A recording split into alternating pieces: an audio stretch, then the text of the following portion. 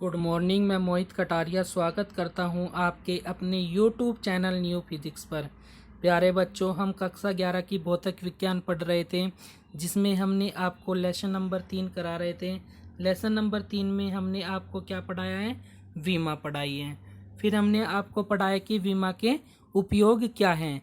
तो हमने उसमें आपका एक उपयोग प्रारंभ किया था, स्टार्ट किया था, जिसका नाम था सत्यता की जांच करना।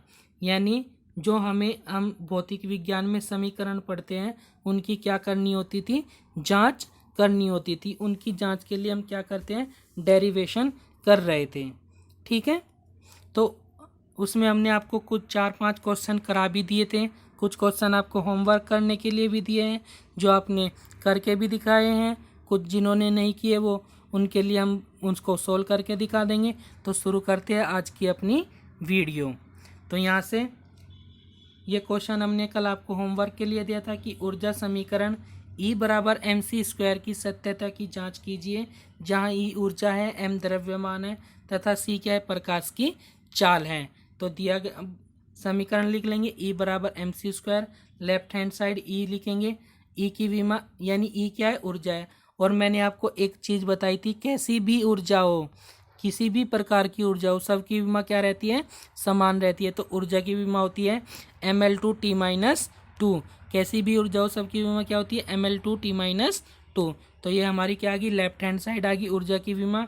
फिर हम राइट हैंड साइड लेके चले, mc²। m क्या है? द्रव्यमान है, द्रव्यमान की विमा कैपिटल M। c क्या है? वेग है या चाल है, चाल की विमा LT-1 बताई थी। तो LT-1 स्क्वायर है तो स्क्वायर हो जाएगा। m एज इट इज, चूँकि ये स्क्वायर है तो इन दोनों का स्क्वायर हो जाएगा, L² - T-2 हो जाएगा। अब इनको क्या करके लिख देंगे? इकट्ठा करके लिख देंगे। तो ये इकट्ठा करके लिखे जाएगी m L² T-2। तो हम देख रहे हैं कि दोनों की विमा क्या आ गई? बराबर आ गई। तो यहाँ पर हमारा LH बराबर क्या हो गया? RHS हो गया। यानी हमारा क्वेश्चन क्या हो गया? प्रूफ हो गया। यानी दी हुई ऊर्जा क्या थी? सही है। यानी वो हमारा फॉर्मूला सही है, E बराबर mc²। और इसको ही हम वो E बराबर जो mc² होता है ना, इसको हम कहते हैं आइंस्टीन की ऊर्जा समीकरण। क्या कहते हैं इसको? आइंस्टीन की ऊर्जा समीकरण भी बोली जाती है ये, E बराबर mc²। यानी हम इससे क्या करते हैं कि द्रव्यमान को ऊर्जा में और ऊर्जा को द्रव्यमान में बदल सकते हैं। तो ये थे हमारा पहला उपयोग, सत्यता की जांच करना। इस पर हमने आपको 5-6 क्वेश्चन करा दिया है। अब आप अपनी बुक से इस पर इस तरह के क्वेश्चन करके देखना, जांच करने वाले। जो भी क्वेश्चन आप करें उसको करके देखें, जांच कैसे की जाती है। अगर कोई आपसे क्वेश्चन नहीं बन रहा है तो आप कमेंट बॉक्स में ज़रूर पूछें। और आज हम अपना नया टॉपिक चलाएंगे। इसमें जो दूसरा हमारा लास्ट वाला अनुप्रयोग था, विभिन्न भौतिक राशियों के बीच संबंध स्थापित करना। यानी हमें क्या करना है? व्यंजक निकालना है, यानी फॉर्मूला बनाना है। एक तरह से क्या है? ये फॉर्मूला बनाना होता है। इसमें संबंध स्थापित करना यानी व्यंजक स्थापित करना, यानी हमें इसमें क्या बनाना है? फॉर्मूला बनाना है। किसका उपयोग करके? विमाओं का उपयोग करके, कि किसी भी चीज़ का अगर हम फॉर्मूला कैसे बना सकते हैं। तीसरा उपयोग हमारा यही था कि हम क्या निकाल सकते हैं? व्यंजक स्थापित कर सकते हैं, फॉर्मूला बना सकते हैं। तो इसमें देखते हैं, एक क्वेश्चन हम उदाहरण लेकर चलेंगे, उदाहरण से आपको ये चीज़ें समझाएंगे। क्या है? यदि किसी सरल लोलक का आवर्तकाल कैपिटल T, उसके गोलक के द्रव्यमान स्मॉल m, धागे की लंबाई L तथा गुरुत्वीय त्वरण G पर क्या करता है? निर्भर करता है, तो विमीय विधि से आवर्तकाल के लिए व्यंजक स्थापित कीजिए। यानी हमें सूत्र निकालना है किसके लिए? सरल लोलक के आवर्तकाल के लिए। सरल लोलक के आवर्तकाल के लिए हमें क्या निकालना है? व्यंजक निकालना है। तो जो जो चीज़ें हमें दे रखी है उसको वैसे ही हम लिखते चले जाएंगे। प्रश्न अनुसार क्या कहा है कि आवर्तकाल जो T है वो किस किस पर निर्भर कर रहा है? देखो, सरल लोलक का आवर्तकाल, उसके गोलक के द्रव्यमान, आवर्तकाल कितना है? T निर्भर कर रहा है, तो निर्भर करने के लिए अनुक्रमानुपाती का चिन्ह लगा देंगे। उसके गोलक के द्रव्यमान, धागे की लंबाई L और गुरुत्वीय त्वरण G पर क्या करता है? निर्भर करता है। तो जब ऐसे कहे कि कोई चीज़ किस पर निर्भर कर रही, तो सबसे पहले उसको ऐसे लिख लेंगे। प्रश्न अनुसार क्या कहा था कि आवर्तकाल द्रव्यमान, लंबाई और गुरुत्व त्वरण पर क्या कर रहा है, निर्भर। तो उनके बीच में क्या लगा देंगे, अनुक्रमानुपाती का चिन्ह लगा देंगे, यानी टी अनुक्रमानुपाती एम एल जी।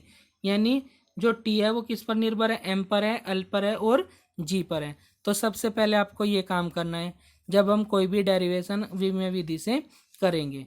तो ये लिखने के बाद हम लिखेंगे कि माना कि दोलन काल के द्रव्यमान की घात a है, लंबाई की घात b है और गुरुत्व त्वरण c की घात c है।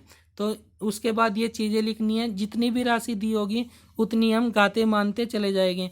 सपोज करो इसमें h होता तो हम उसकी घात कितनी मान लेते, d मान लेते, लेकिन इसमें h है नहीं। तो कितने हैं, 3 हैं। तो पहले वाले की घात a, दूसरे की घात b और तीसरे की घात c मान लेंगे।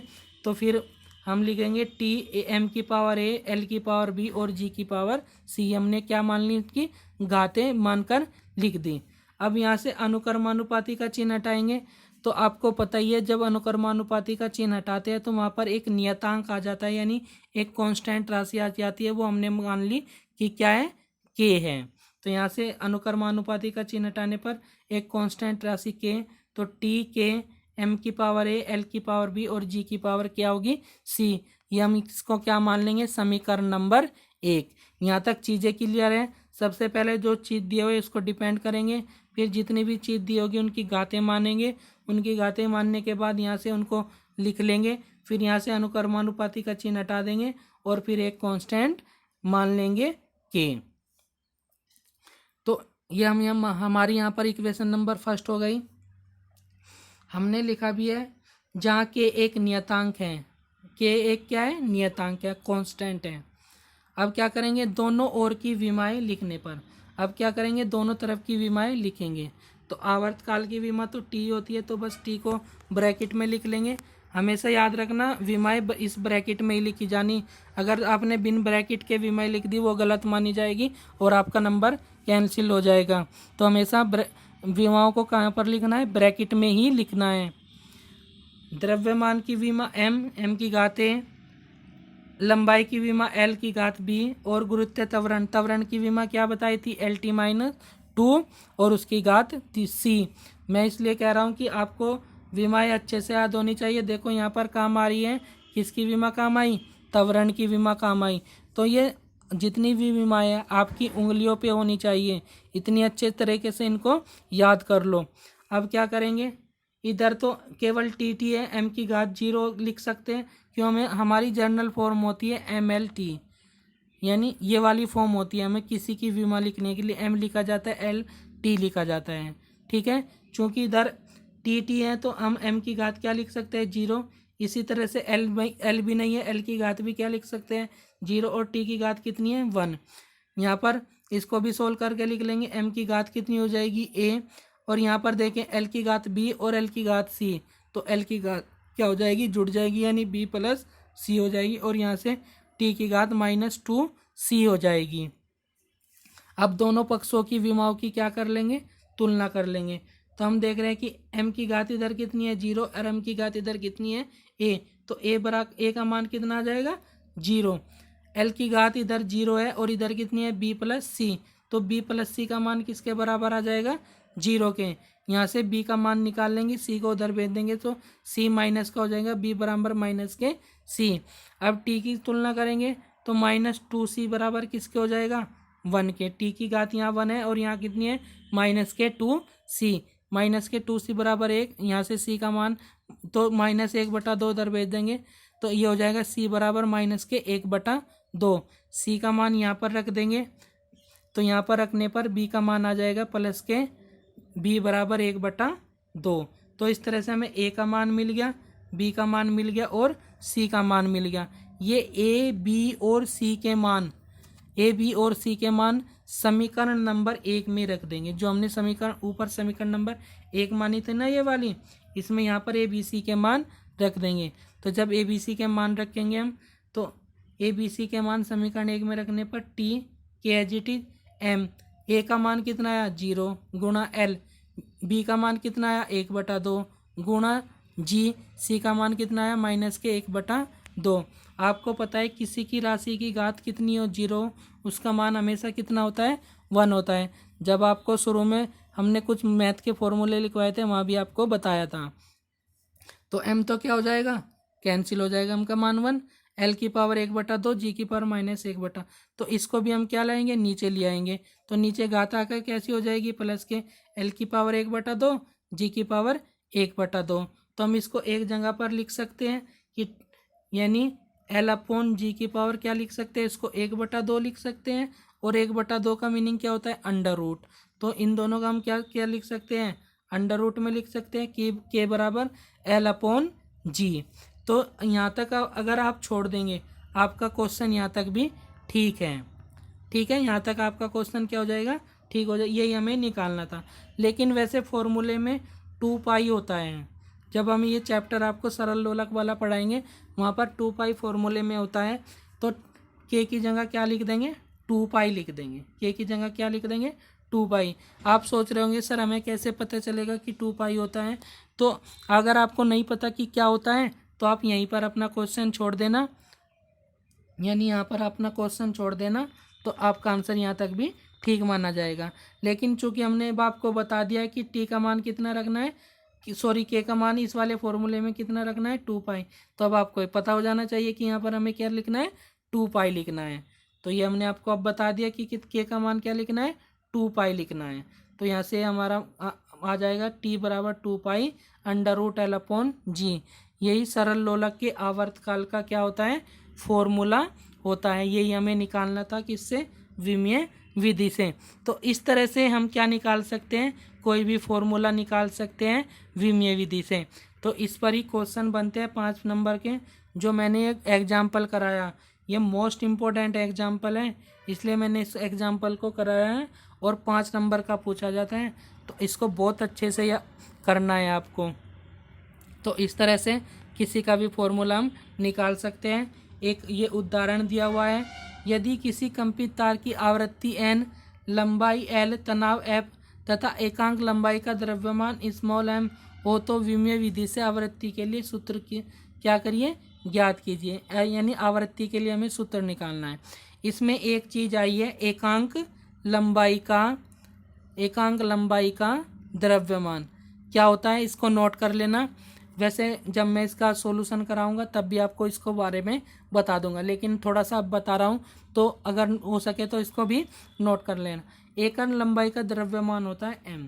इस यानी जब हम किसी द्रव्यमान को उसकी लंबाई से भाग कर देते हैं तो वो बन जाती है हमारा एकांक लंबाई का द्रव्यमान m। क्या, अगर आपको कहीं मिले एकांक लंबाई का द्रव्यमान तो समझना कि लंबाई को द्रव्यमान को लंबाई से क्या किया गया है, भाग दिया गया है, और वही क्या कहलाएगा, एकांक लंबाई का द्रव्यमान कहलाएगा। और इसकी विमा कितनी हो जाएगी, m की विमा m और लंबाई की विमा l, और नीचे से ऊपर जाएगी तो ml-1। तो ये याद रखना है कि एकांक लंबाई की विमा कितनी होती है, ml-1। तो नोट करके लिख लेंगे अपनी कॉपी पर कहीं भी कि एकांक लंबाई के द्रव्यमान की विमा कितनी होती है, ml-1। अभी मैंने निकाल के दिखा दी, तो वहाँ से भी आप उसको नोट कर सकते हो। तो ये नोट करके रखना, एकांक लंबाई के द्रव्यमान की विमा ml-1।